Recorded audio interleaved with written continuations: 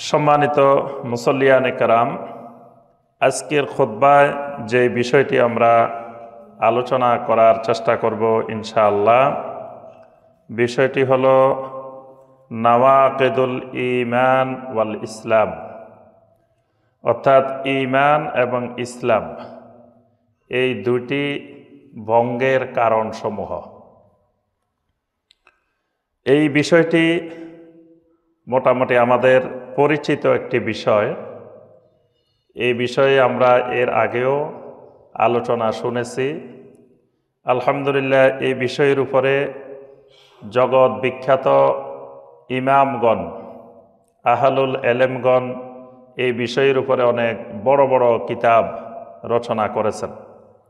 শাইখুল ইসলাম ইমাম মুহাম্মদ বিন আব্দুল ওয়াহাব রাহিমাহুল্লাহ তিনি এই বিষয়ের উপরে কিতাব লিখেছেন।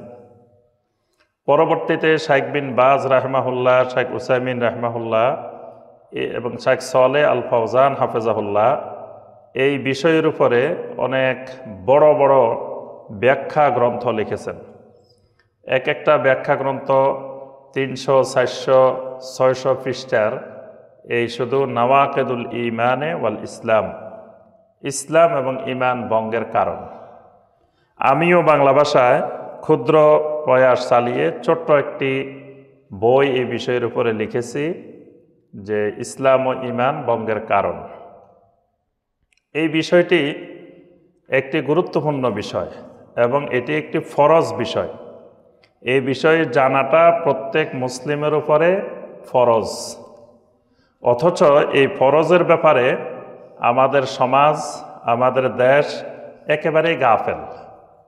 শতকরা একজন মুসলিম খুঁজে পাওয়া মুশকিল হবে যিনি জানেন যে ইসলাম ও ঈমান ভাঙ্গে। ভাঙ্গার কারণ তো পরে, কিন্তু ঈমান যে ভাঙ্গে এই বিষয়টা জানেন, এরকম শতকরা একজন মুসলিম পাওয়া মুশকিল। সবাই মনে করে ঈমান তো আনছি, মুসলিমের ঘরে জন্মগ্রহণ করছি, সুতরাং আর কোনোদিন ঈমান ভাঙ্গার সম্ভাবনা নাই। আর যিনি জানেন ঈমান ভাঙ্গে, এতটুকু জানলেও ঈমান কিভাবে ভাঙ্গে, কি কি কারণে ভাঙ্গে, ওই বিষয়ে জানে না। অর্থাৎ একটা ফরজ বিষয়, যেই বিষয়ে এলেম অর্জন করা ফরজ, সেই বিষয়ের জ্ঞান আমাদের সমাজে নাই বললেই চলে। একজন 30 বছর 40 বছর ঈমান আমলের উপরে মেহনত করে। সবাই মেহনত করতে করতে শেষ, মেহনতের মধ্যে খুব ব্যস্ততার মধ্যে দিন কাটাইতেছে, ঈমান আমলের মেহনত করতেছে। তো ওই মেহনত করতে করতে 30 বছর 40 বছর কাটিয়ে দিছেন, তাকেও যদি জিজ্ঞাসা করা হয় যে ভাই একটু বলেন তো দেখি ঈমান কিভাবে, কি কি কারণে ঈমান ভাঙ্গে, কি কি কারণে ঈমান চলে যাইতে পারে, 30-40 বছর মেহনত করেও ঈমান ভঙ্গের কারণ জানে না। অর্থাৎ এই বিষয়টি একেবারে আমাদের সমাজে অপরিচিত, অথচ এই বিষয়টি ইসলামের একটি গুরুত্বপূর্ণ বিষয়। অজু শিখা যেমন ফরজ, অজু ভঙ্গের কারণ শিখাটাও ফরজ। কারণ অজু শিখছে, অজু কিভাবে করতে হয় এটা একজন মুসলিম জানছে, কিন্তু অজু কিভাবে ভাঙ্গে সেটা শিখে নাই। তাহলে এই ব্যক্তি জীবনে একবার অজু করলে আর দ্বিতীয়বার অজু করা লাগবে না, কারণ তার আর অজু ভাঙ্গার সম্ভাবনা নাই। কারণ সে তো অজু কেমনে ভাঙ্গে সেটা জানে না। সে ঘুমাবে, তার অজু ভাঙবে না, কারণ সে তো জানে না ঘুমাইলে অজু ভাঙ্গে। সে বাথরুমে যাওয়া আসা করবে, কিন্তু তার অজু ভাঙবে না, কারণ বাথরুমে গেলে যে অজু ভাঙ্গে এটা তো সে জানে না। তাহলে অজু বিহীন সে সালাত আদায় করবে, কিন্তু সে মনে করবে তার অজু আছে, কারণ সে অজু ভঙ্গের কারণ জানে না। আজকে সমাজের দিকে তাকাইলে আমরা দেখি কত মুসলিম ঈমানবিহীন জীবনযাপন করতেছে, ঈমানের ধারে কাছেও নাই, কিন্তু সে কিন্তু নিশ্চিত এই ধারণা নিয়ে বসে আছে একবার যাতে কালেমা পড়ছি তো জান্নাতে তো যাবই, একবার না একবার জান্নাতে যাবই। নামাজ পড়ি না কি হয়েছে, আমার ঈমান তো আছে, ঈমান তো ঠিক আছে। অর্থাৎ সে জানেই না যে ঈমান কিভাবে ভাঙ্গে, ঈমান কিভাবে নষ্ট হয়, ঈমান কিভাবে যায়। সে মনে করে যে একবার লা ইলাহা ইল্লাল্লাহ পড়ছে বা জান্নাতে তো সে যাবেই। তো ওই ভাই বোনদেরকে আমরা বলি যে ভাই, আপনার চেয়ে আরো সুন্দর করেও এই কালেমা পড়েছিল। আব্দুল্লাহ বিন উবাই সহ অনেক মুনাফিক ছিল যারা আপনার চেয়েও আরো সুন্দর করে কালেমা পড়ছে। আপনি তো বাঙালি কালেমা পড়ছেন, উচ্চারণ বিশুদ্ধ হয় নাই, কোনো রকম পড়ছেন, কিন্তু ওই মুনাফিকরা আব্দুল্লাহ বিন উবাইরা তারা কিন্তু মদিনার মানুষ, তারা বিশুদ্ধ আরবি ভাষার মানুষ, তারা অনেক সুন্দর করে অনেক শুদ্ধ উচ্চারণ করে কালেমা পড়ছে, কিন্তু কালেমা পড়েও তারা জান্নাতে যাইতে পারে নাই, তারা বরং জাহান্নামে তো গেছে গেছে। আল্লাহ রাব্বুল আলামিন বলছেন ইন্নাল মুনাফিকিনা ফি দারকিল আসফালি মিনান নার, একেবারে জাহান্নামের সর্বনিম্ন স্তরে চলে গেছে। তাহলে কালেমা পড়লেই শুধু জান্নাতে যাবে তা নয়। এজন্য আল্লাহ রাব্বুল আলামিন সূরা মুহাম্মদের 19 নম্বর আয়াতে বলছেন ফাআলাম আন্নাহু লা ইলাহা ইল্লাল্লাহ, যারা ঈমানওয়ালা লা ইলাহা ইল্লাল্লাহ পড়ছো, পড়ে বসে থাকলে হবে না, ফাআলাম, এরপরে তোমার কাজ লা ইলাহা ইল্লাল্লাহর এলেম শিখতে হবে। লা ইলাহা ইল্লাল্লাহর এলেম ফরজে আইন।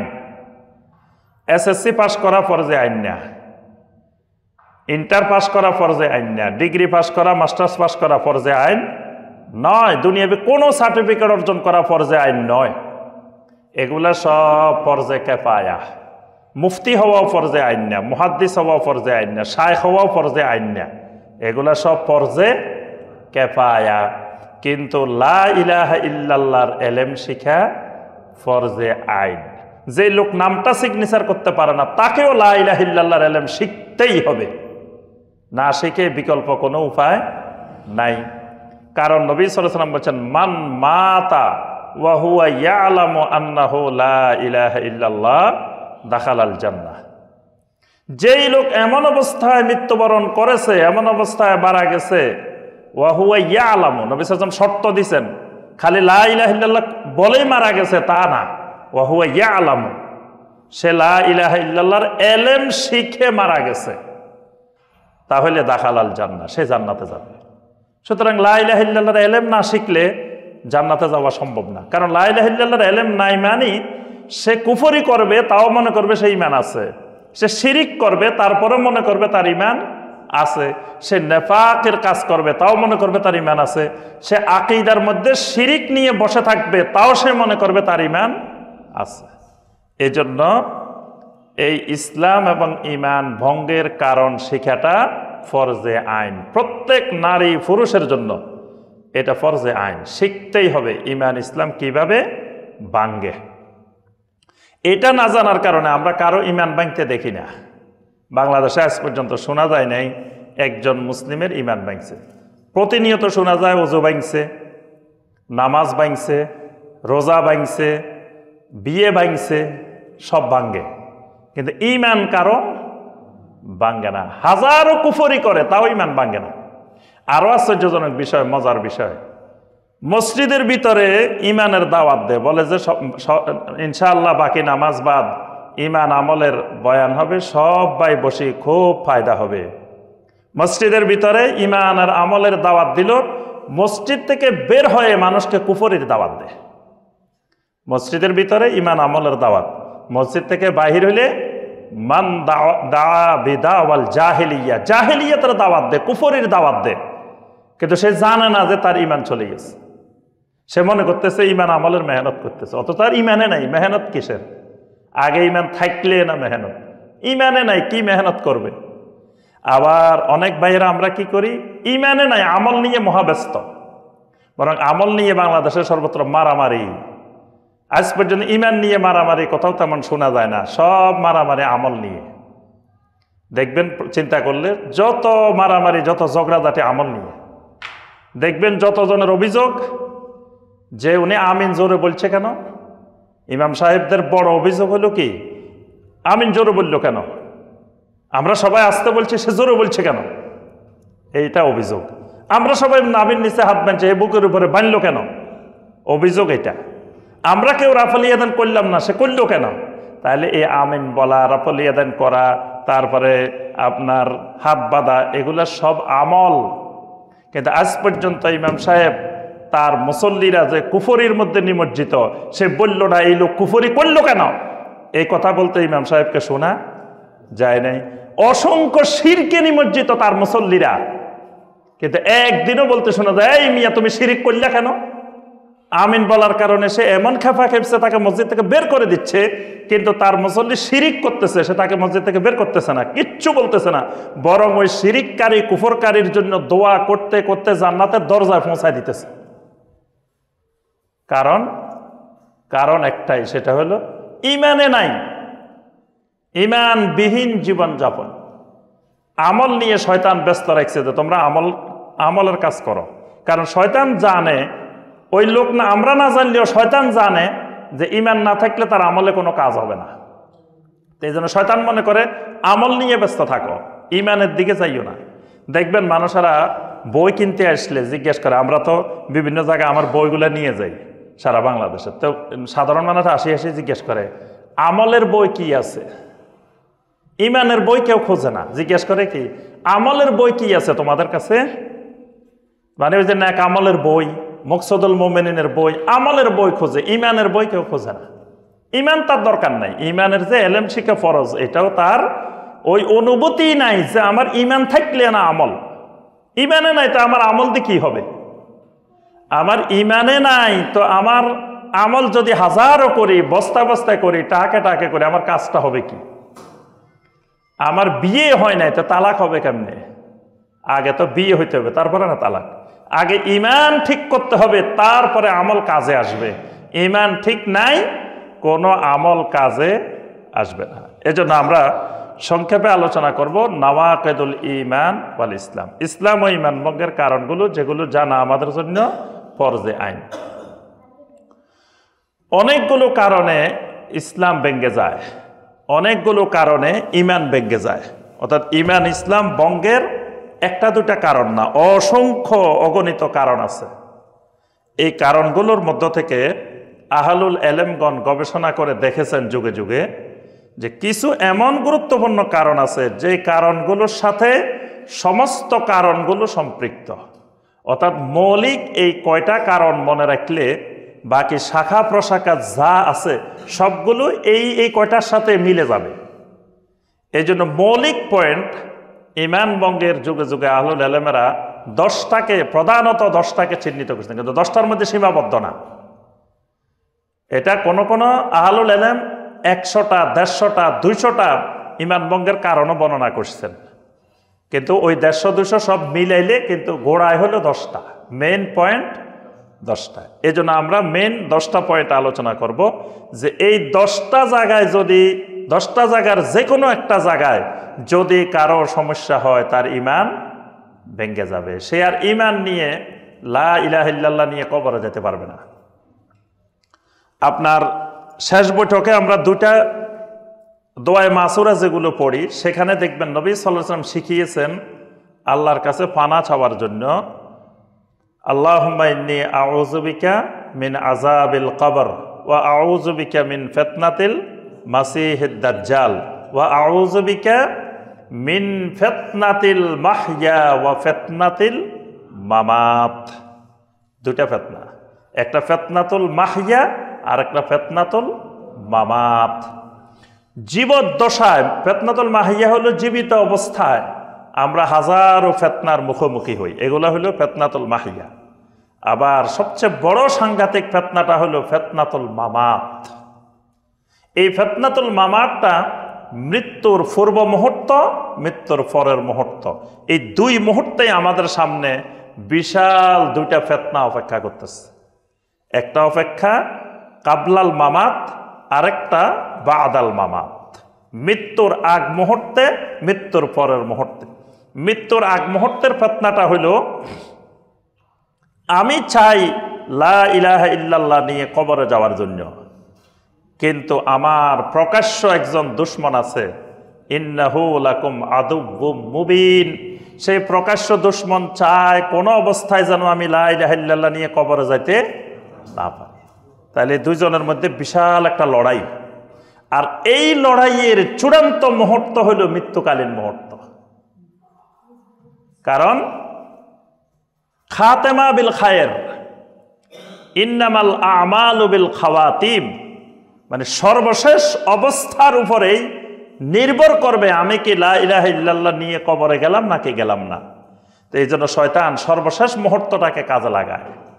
এই জন্য সে চাইবে আমি যেন লা ইলাহা ইল্লাল্লাহ নিয়ে কবরে যাইতে না পারি, কিন্তু আমি চাই লা ইলাহা ইল্লাল্লাহ নিয়ে কবরে যেতে।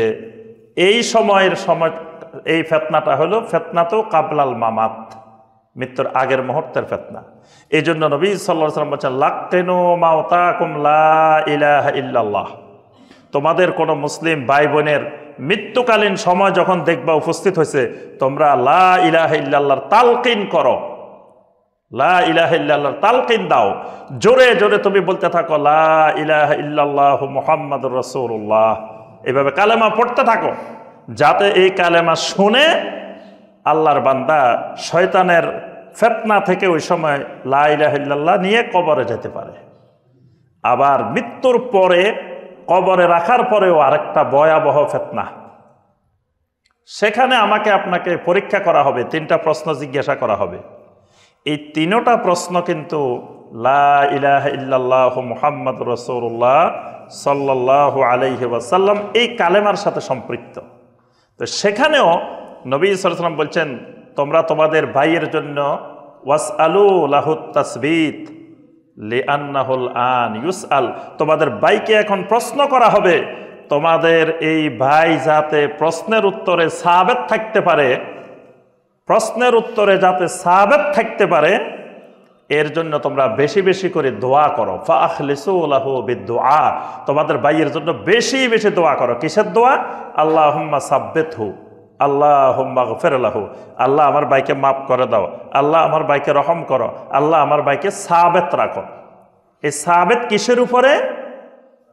লা ইলাহা ইল্লাল্লাহর উপরে সাবেত। এজন্য লা ইলাহা ইল্লাল্লাহর আরেক নাম আল কাউলুস সাবেত। লা ইলাহা ইল্লাল্লাহকে আল্লাহ পাক অনেকগুলো নাম বলছেন কোরআনে কারিমে, তার মধ্যে একটা নাম আল কাউলুস সাবেত। এটার নাম কালেমাতুল ইখলাস, এটার নাম কালেমাতুত তাওহীদ, এটার নাম কালেমাতুত তাইয়্যিবা, এটার নাম আল উরওয়াতুল ওয়াসকা, এটার নাম আল কাউলুস সাবেত, এটার নাম কালেমাতুত তাকওয়া। অনেক নাম আছে, তার মধ্যে একটা নাম আল কাউলুস সাবেত। আল্লাহ পাক বলেন ইউসাব্বিতুল্লাহুল্লাযীনা আমানু বিল কাউলিস সাবিতি ফিল হায়াতিদ দুনিয়া ওয়া ফিল আখিরাহ, যে আল্লাহ রাব্বুল আলামিন ঈমানদারদেরকে কাউলে সাবেত দ্বারা, মানে লা ইলাহা ইল্লাল্লাহ দ্বারা দুনিয়ার জীবনেও সাবেত রাখেন, আখিরাতেও তাদেরকে লা ইলাহা ইল্লাল্লাহ দিয়ে সাবেত রাখবেন। এজন্য লা ইলাহা ইল্লাল্লাহ হলো জান্নাতের চাবি। আমাদের সালাপারা বলতেন চাবি তাকেই বলে যেটার মধ্যে দাঁত থাকে, দাঁত বাদে চাবি হয় না। দাঁত নাই এমনি চাবি, এটা দিয়ে তালা খুলবে না।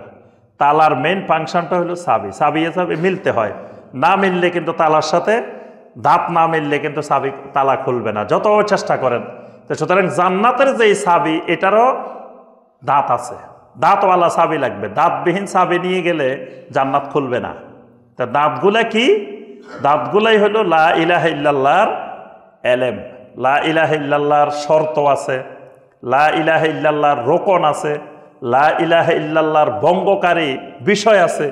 এগুলাই হলো লা ইলাহা ইল্লাল্লাহর দাঁত, চাবির দাঁত। এই চাবি, দাঁতওয়ালা চাবি নিয়ে মৃত্যুবরণ করতে হবে, তাহলে জান্নাত পাওয়া যাবে। সম্মানিত মুসল্লিয়ানে কেরাম, তা আমরা এই 10টা বিষয় আমরা সংক্ষেপে আলোচনা করার চেষ্টা করব আজকের খুতবায়। আহলুল এলেমেরা বিভিন্ন সিরিয়াল দিয়েছেন, তো সিরিয়ালগুলো আল্লাহ রাব্বুল আলামিনের দেওয়ানা বা নবী সাল্লাল্লাহু আলাইহি ওয়াসাল্লামের দেওয়ানা। এই জন্য আমরা ওই সিরিয়াল মেনটেন করব না, এমনি বিক্ষিপ্তভাবে 10টা আমরা আলোচনা করার চেষ্টা করব ইনশাআল্লাহ। প্রথম যে বিষয়টা, মান আবগাদা শাইয়ান মিম্মা জাআ বিহি রাসূল সাল্লাল্লাহু আলাইহি ওয়াসাল্লাম ওয়ালাউ আমিলা বিহি কাফারা। আচ্ছা, ঈমানের বিপরীত বিষয় কি? কুফর। ঈমানের বিপরীত বিষয় কুফর। এই বিষয়টাই বাংলাদেশের অধিকাংশ মুসলিম জানে না। ঈমান আনছে কিন্তু ঈমানের বিপরীত কি জানে না। তাওহীদের বিপরীত কি বা শিরকের বিপরীত কি এটা জানে না। সুন্নতের বিপরীত কি এটা জানে না। এখনো আমি দেখছি সারা বাংলাদেশে পরীক্ষা করে দেখছি, মানে বলতে গেলে 90-95% মানুষ এখনো জানা না ইমানের বিপরীত জিনিস কি। ইমানের বিপরীত জিনিস কুফর। তাহলে ইমান নষ্ট হয় যখন কোনো কাজ দ্বারা কুফরি হয়, তখনই ইমানটা চলে যায়। আর শিরিকটা কুফরের আওতাভুক্ত। শিরিক আর কুফর, প্রত্যেক শিরিক কুফর, কিন্তু প্রত্যেক কুফর শিরিক না। এই সূত্র মনে রাখবেন, প্রত্যেক শিরিক কুফর, মানে যে শিরিক করছে সে শিরিকও করছে, কুফরিও করছে। কিন্তু যে কুফরি করছে সে কুফরি করছে, শিরিক করে না, এটাও হতে পারে। এজন্য শিরক আর কুফরের মধ্যে কিছু পার্থক্য আছে। তো ঈমান তখনই যায় যখন সেটা কুফরির পর্যায়ে যায়, আর শিরিক করলে সেটা অটোমেটিক কুফরির পর্যায়ে চলে গেছে, তখন তার ঈমান নষ্ট হয়। তো এক নম্বরে যে বিষয়টা বললাম, আল্লাহ রসুল সাল্লাল্লাহু আলাইহি ওয়াসাল্লাম যা কিছু আমাদের জন্য নিয়ে এসেছেন, এর মধ্য থেকে কোনো একটি জিনিসকে, কোনো একটি বিষয়কে অপছন্দ করা, ঘৃণা করা, বিদ্বেষ পোষণ করা, তাহলে তার ঈমান চলে যাবে। ওয়ালাউ আমেলা বিহি, যদিও সে ওই কাজটা আমলও করে, কিন্তু মনে মনে সেই অন্তর থেকে পছন্দ করে না। ওই আমলটা সে করে, কিন্তু আমলটাকে অন্তর থেকে সে পছন্দ করে না। এইরকম নবী সাল্লাল্লাহু আলাইহি সাল্লাম যা নিয়ে এসেছেন তার যে কোনো একটা জিনিস যদি কেউ অপছন্দ করে, ঘৃণা করে, বিদ্বেষ পোষণ করে, তাহলে তার ঈমান ভেঙে যাবে। এখানে কয়েকটা জিনিস বোঝার কথা আছে। এক নম্বর বোঝার কথা, রাসূলুল্লাহ সাল্লাল্লাহু আলাইহি সাল্লাম কি নিয়ে এসেছেন এটা বুঝতে হবে। নবী সাল্লাল্লাহু আলাইহি সাল্লাম কি নিয়ে আসছেন? আমরা বলছি নবী সাল্লাল্লাহু আলাইহি সাল্লাম যা নিয়ে এসেছেন তার কোনো জিনিস অপছন্দ করে। তো নবী সাল্লাল্লাহু আলাইহি সাল্লাম কি নিয়ে আসছেন? নবী সাল্লাল্লাহু আলাইহি ওয়াসাল্লাম দুইটা জিনিস নিয়ে আসছেন। সূরা আল জুমুআর 2 নম্বর আয়াতে আল্লাহ পাক বলছেন, ওয়াল্লাযী বাআসা ফিল উম্মিয়্যিনা রাসূলাম মিনহুম ইয়াতলু আলাইহিম আয়াতিহি ওয়া ইউযাক্কিহিম ওয়া ইউআল্লিমুহুমুল কিতাবা ওয়াল হিকমা ওয়া ইন কানু মিন ক্বাবলু লাফি দালালিম মুবিন। ওয়া ইউআল্লিমুহুমুল কিতাবা ওয়াল হিকমা। নবী সাল্লাল্লাহু আলাইহি ওয়াসাল্লাম দুটা জিনিস নিয়ে আসছেন, একটা হলো কিতাব আর একটা হলো হিকমা। হিকমাটা কি? কিতাব তো আমরা বুঝে গেছি, কিতাব হলো কোরআনে কারীম। আল্লাহ রাব্বুল আলামিন যে কিতাব দিয়েছেন তাকে, সে কিতাব, সেটা কিতাবুল্লাহ। কিতাবের আগে আলিফ লাম আছে, আল কিতাব। আল কিতাব মানে ওই আলিফ লাম দ্বারা উদ্দেশ্য হলো কোরআন। কিতাব বলতে আল্লাহর কিতাব। এখন হিকমাটা কি? সাহাবায়ে কেরাম, ইবনে আব্বাস রাদিয়াল্লাহু তাআলা আনহুমা সহ সাহাবায়ে কেরামের তাফসীর করেছেন, হিকমাটা হলো আস-সুন্নাহ, নবী সাল্লাল্লাহু আলাইহি সাল্লামের হাদিস, সুন্নাহ। তাহলে নবী সাল্লাল্লাহু আলাইহি সাল্লাম দুটা জিনিস আনছেন আল্লাহর পক্ষ থেকে, একটা কিতাবুল্লাহ আর একটা সুন্নাতু নবিয়্যিহি সাল্লাল্লাহু আলাইহি ওয়াসাল্লাম। আল্লাহর নবীর সুন্নাত, হাদিস দুটাই নিয়ে আসছেন। তাহলে এই দুটাই হলো আল্লাহর পক্ষ থেকে নবী সাল্লাল্লাহু আলাইহি ওয়াসাল্লাম নিয়ে আসছেন। তাহলে কোরআনে কারিমে এবং সহি হাদিসের মধ্যে যা পাওয়া যাবে, তার কোনো একটা জিনিস যদি কেউ অস্বীকার করে, অপছন্দ করে, ঘৃণা করে, শত্রুতা করে, বিদ্বেষ পোষণ করে, তার ঈমান ভেঙে যাবে। তাহলে শুধু কোরআনের বিষয়গুলা না, সহি হাদিসের বিষয়গুলাও, সহি হাদিস মধ্যে যা এসেছে তার কোনো একটা জিনিসও যদি কেউ অপছন্দ করে, অস্বীকার করলে তো কাফের হবেই। অস্বীকার করে না, স্বীকার করে, কিন্তু জিনিসটা তার কাছে ভালো লাগে না, অপছন্দ করে। যেমন ধরেন কোরআনে কারিমে পর্দার বিধান আসছে, হেজাবের বিধান আসছে, পর্দার বিধান কোরআনে আসছে। এখন সে পর্দার বিধান তার কাছে ভালো লাগে না, কয় না এটা কেমন কেমন মনে হয়, এইভাবে আধুনিক যুগে, সভ্যতার যুগে এইভাবে মুখ ঢেকে রাখা, এইভাবে আপনার এই পর্দা মেনটেন করা, এটা ভালো লাগে না। মানে তার অন্তরে এটা মেনে নিতে পারে না, কিন্তু বাহ্যিকভাবে সে বলতেও পারে না। বললে মানুষ কবে যে এ মোরতাদ হয়ে গেছে, মানুষ বলবে এ মোরতাদ বা ইসলাম বিরোধী কথা বলছে। এই জন্য ভয় বলতেও পারে না, কিন্তু ভিতরে ভিতরে এটাকে পছন্দ করে না। আবার দাড়ি শরীয়তের একটা বিধান, নবী সাল্লাল্লাহু আলাইহি সাল্লামের সহিহ হাদিস দ্বারা দাড়ি রাখার বিধান প্রমাণিত। নবী সাল্লাল্লাহু আলাইহি ওয়াসাল্লাম উম্মতকে নির্দেশ দিয়েছেন দাড়িকে ক্ষমা করো, ওয়াফুল লিহা, দাড়িকে ছেড়ে দাও, ক্ষমা করো। এখন দাড়িওয়ালা মানুষ তার কাছে পছন্দ না, দাড়ি দেখতে পারে না, কিন্তু প্রকাশ্যে দাড়ির বিরুদ্ধে কিছু বলে না, কিন্তু মনে মনে দাড়ি, সে মনে করে দাড়ি রাখলে মানুষকে সুন্দর লাগে না, দাড়ি রাখলে মানুষকে জঙ্গলি জঙ্গলি মনে হয়। এবং এটা সুন্দরভাবে আরো বোঝা যায়, সে যখন মেয়ের বিয়ের জন্য আসে, দাড়িওয়ালা ছেলে সে পছন্দ করে না, দাড়িওয়ালা ছেলের কাছে মেয়ে বিয়ে দিবে না।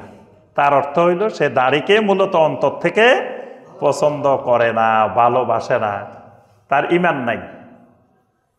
তার এই যে দ্বীনের একটা বিষয়ের প্রতি তার অপছন্দতা, তার ভিতরে ঈমান। ঠিক একইভাবে প্রত্যেকটা বিষয়, ছোট্ট একটা বিষয় দ্বীনের, সেটাও যদি তার মনে একটু অপছন্দ, ঘৃণা সৃষ্টি হয়, মেসওয়াক করা, সে মেসওয়াকটা ভালো লাগে না, মেসওয়াক করাকে পছন্দ করে না, তার ঈমান নেই, ঈমান ভেঙে গেছে। এইভাবে আল্লাহর দ্বীনের যে কোনো একটা বিষয়, সেটা সুন্নত হোক, ফরজ হোক, নফল হোক, ওয়াজিব হোক, কেউ যদি অন্তরে সেটাকে অপছন্দ করে, তার ঈমান ভেঙে যাবে। সূরা মুহাম্মাদের 8 এবং 9 নম্বর আয়াতে আল্লাহ পাক বলছেন, ওয়াল্লাযীনা কাফারু ফাতা'সাল লাহুম ওয়া আদাল্লা আমালাহুম যালিকা বিআন্নাহুম কারিহু মা আনসালাল্লাহু ফাআহবাতা আমালাহুম। আল্লাহ পাক বলেন, যারা কাফের তাদের সব আমল নষ্ট হয়ে গেছে, তাদের জন্য দুঃখ আফসোস ছাড়া আর কিছুই করার নেই। কারণ কারিহু মা আনজালাল্লাহ, আল্লাহ পাক যা নাজিল করেছেন তারা সেটাকে অপছন্দ করেছে। এই অপছন্দ করার কারণে সে কাফের হয়েছে। বা আহবাতা আমালাহুম, এই অপছন্দটা তার সমস্ত আমলকে নষ্ট করে দিছে। অর্থাৎ এই অপছন্দ করাটা কুফরি। আল্লাহর দ্বীনের কোনো জিনিসকে অপছন্দ করা, শত্রুতা করা, বিদ্বেষ পোষণ করা, এটা কুফরি। এই মাসআলার সাথে কিছু সম্পৃক্ত মাসআলা আছে। একটা মাসআলা হলো মাসাদিরুল আকীদা ওয়াল আমল, আমার সমস্ত আকীদা এবং আমলের উৎস কি হবে। আমার সমস্ত আকীদা এবং আমলের উৎস হবে দুইটি, আল্লাহর কিতাব, নবী সাল্লাল্লাহু আলাইহি সাল্লামের সহিহ হাদিস। এই দুটার বাহিরে তৃতীয় কোনো উৎসকে আকীদা এবং আমলের উৎস বানানো যাবে না। এখানে আমরা উৎসের কথা বলছি, এখানে ইজমা কিয়াসের বিষয় না, ইজমা কিয়াস ভিন্ন বিষয়।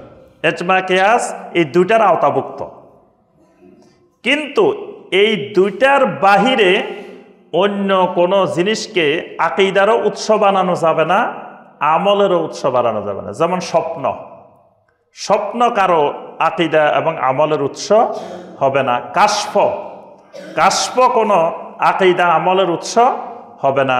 কোনো ফিলোসফি, কোনো দর্শন আকীদা আমলের উৎস হবে না।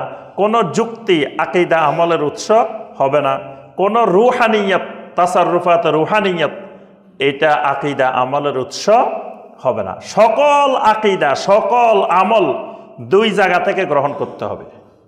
হয় এই আকীদা এবং আমল কিতাবুল্লাহর মধ্যে থাকতে হবে, অথবা নবী সাল্লাল্লাহু আলাইহি ওয়াসাল্লামের সহিহ হাদিসের মধ্যে থাকতে হবে। আল্লাহ রাসূল সাল্লাল্লাহু আলাইহি ওয়াসাল্লাম বলছেন, যদি তোমরা এই দুটা জিনিসকে মা ইন ইতাসামতুম বিহি, যদি দুটা জিনিসকে শক্ত করে দৃঢ়ভাবে তোমরা ধরে রাখতে পারো, লান তাদিল্লু আবাদান, তোমরা কখনো গোমরাহ হবে না, তোমাদের গোমরাহ হওয়ার কোনো সম্ভাবনা নাই যদি এই দুইটা জিনিসকে ধরে রাখো। সব কিছুর ভিত্তি এই দুইটা জিনিস, এই দুইটার বাহিরে তুমি যাবা না। এইটা যদি শক্ত করে মজবুত করে ধরতে পারো, তাহলে তুমি মৃত্যু পর্যন্ত হেদায়েতের উপরে থাকবে, গোমরাহির মধ্যে যাওয়ার সম্ভাবনা নাই। কারণ এই দুটার বাহিরে গেলেই তোমাকে গোমরাহি ডেকে আনবে। এই দুটা হলো কিতাবুল্লাহ ওয়া সুন্নাতু নবিয়্যিহি সাল্লাল্লাহু আলাইহি ওয়াসাল্লাম, আল্লাহর কিতাব এবং নবী সাল্লাল্লাহু আলাইহি সাল্লামের সুন্নাহ। আচ্ছা, এরপরে হলো নবী সাল্লাল্লাহু আলাইহি সাল্লাম যেই দ্বীন নিয়ে এসেছেন, সেই দিনটা একমাত্র দিন, সেই দিনটা একমাত্র দিন। ইসলাম সর্বশ্রেষ্ঠ ধর্ম না, এই আকীদা মুসলিমদের আজকে নষ্ট হয়ে গেছে। অধিকাংশ মুসলিমের এই আকীদা বিনষ্ট হয়ে গেছে। সবাই বলে ইসলাম সর্বশ্রেষ্ঠ ধর্ম। এটা জঘন্য আকীদা, মারাত্মক আকীদা, এবং এটা মুশরিকেরা, ইহুদিরাই আমাদেরকে শিখাই দিছে। এজন্য যারা বলবে যে ইসলাম সর্বশ্রেষ্ঠ ধর্ম, মূলত তারাই হলো ইহুদিদের অনুসারী। কারণ ইহুদিরা ভালো করে জানে, ইহুদিরা সারা পৃথিবী পরিচালনা করে এলেম দিয়ে, জ্ঞান দিয়ে। তারা জানে যে ইসলাম যেই শিক্ষা আমাদেরকে দ্বীনের ব্যাপারে দিয়েছে, সেটা হলো ইসলাম আমাদেরকে শিক্ষা দিছে আল্লাহর জমিনে একমাত্র দ্বীন ইসলাম। ইসলামের বাহিরে আর কোনো দ্বীন স্বীকৃত না, আল্লাহর কাছে স্বীকৃত না। আছে দ্বীন, আরও আছে, কিন্তু বাকিগুলা সবগুলা দ্বীনে বাতিল। একমাত্র দ্বীনে হক, একমাত্র দ্বীন আল্লাহর কাছে মনোনীত যে দ্বীনটা, সেটা হলো ইসলাম। আল্লাহ পাক সূরা আলে ইমরানের 19 নম্বর আয়াতে কারিমা বলছেন, ইন্নাদ-দীনা ইনদাল্লাহিল ইসলাম, আল্লাহর কাছে একমাত্র দ্বীন হলো ইসলাম। সূরা আলে ইমরানের 85 নম্বর আয়াতে কারিমা বলছেন, ওয়া মান ইয়াবতাগি গায়রাল ইসলামি দীনান ফালান ইউকবালা মিনহু ওয়া হুয়া ফিল আখিরাতি মিনাল খাসিরিন। কেউ যদি ইসলাম ছাড়া অন্য কোনো দ্বীন অনুসন্ধান করে, আল্লাহ রাব্বুল আলামিন সেই দ্বীন গ্রহণ করবেন না। তাহলে ইসলাম হলো একমাত্র দ্বীন। কিন্তু যখন আপনি বলবেন যে এটা সর্বশ্রেষ্ঠ, তার অর্থ হইল আরো কয়েকটা আছে, আরো 5-6টা আছে, 10টা আছে, তন্মধ্যে আমারটা শ্রেষ্ঠ। শ্রেষ্ঠ কখন হয়? যখন অনেক প্রতিযোগী থাকে, 20 জন, 40 জন, 50 জন প্রতিযোগী থাকে, এদের মধ্যে প্রতিযোগিতা করে একজন শ্রেষ্ঠ হয়। তাহলে পৃথিবীতে আমি যত বাতিল দ্বীন আছে সবগুলাকে আমি স্বীকৃতি দিয়ে দিলাম। আমার থেকে সূক্ষ্মভাবে, মানে আমরা মূর্খতাবশত বুঝতে পারি নাই যে আমাদেরকে কোন ফাঁদে আমাদের ঈমান নষ্ট করে দিচ্ছে, এবং তারা সূক্ষ্মভাবে আমাদের থেকে স্বীকৃতি আদায় করে নিল। তো তোমারটা 1 নম্বরে ঠিক আছে, তবে আমারটা 2 নম্বরে, আরেকটা 3 নম্বরে, আরেকটা 4 নম্বরে, আরেকটা 5 নম্বরে, সবগুলোকে নাম্বারের মধ্যে ঢুকাই নিছে এবং আমার থেকে স্বীকৃতিও আদায় করে নিছে। কিন্তু আমি মূর্খতাবশত, আমার কাছে লা ইলাহা ইল্লাল্লাহর ইলম না থাকার কারণে আমি মূর্খতাবশত এই তাদের সবগুলাকে স্বীকৃতি দিয়ে নম্বরের মধ্যে ঢুকাই দিয়ে আমি খুশিতে আত্মহারা, যে আমি এমন এক ইসলাম অনুসরণ করতেছি যেটা সর্বশ্রেষ্ঠ। তার অর্থ হইল আমারটা সর্বশ্রেষ্ঠ, তাহলে এর নিচেও আরো আছে, অথচ এটার উপরেও নাই, নিচেও নাই, একমাত্র আল্লাহ রাব্বুল আলামিন বলছেন এটা একমাত্র। তাহলে এই রাসূলুল্লাহ সাল্লাল্লাহু আলাইহি ওয়াসাল্লাম যেই দ্বীন নিয়ে এসেছেন, এই দ্বীন একমাত্র দ্বীন। সুতরাং এই দ্বীনের কোনো জিনিসের বাহিরে যাওয়ার সুযোগ আমার আপনার নাই। যদি মনে করেন না ওগুলা 2 নম্বর, আরেকটা 3 নম্বর, তাহলে সুযোগ আছে। তাহলে আপনি ভালোটা থেকে কিছু নিলেন, 2 নম্বরটা থেকে কিছু নিলেন, 3 নম্বরটা থেকে কিছু নিলেন, 4 নম্বরটা থেকে কিছু নিলেন, সব ধর্ম থেকে কিছু নিয়ে আপনি দিন পালন করতেছেন।